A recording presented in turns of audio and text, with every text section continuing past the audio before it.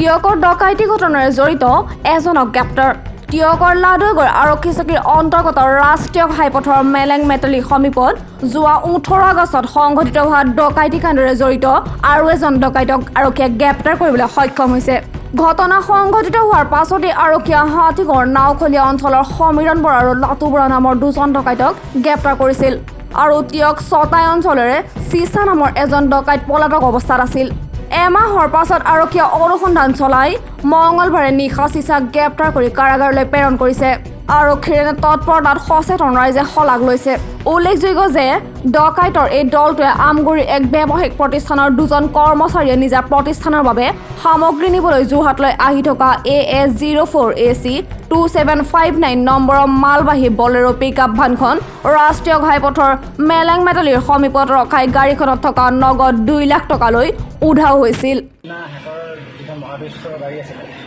গাড়ীখনৰ ড্ৰাইভাৰজনৰ লগত ড্ৰাইভাৰজনে আমাক কণ্টেক্ট কৰিছিলে যোৰহাটত আহি থাকে যে গাড়ী লৈ সমীয়নক তাৰ সমীয়নে ৰাতিপুৱা মোক ঘৰৰ ওচৰৰ পৰা উঠাই লৈছিলে সেইদিনা ধৰিলে যে জেলত সিহঁতৰ ঘৰৰে গোটেইকেইজন আছিলে তিনিজনকে ধৰিলে।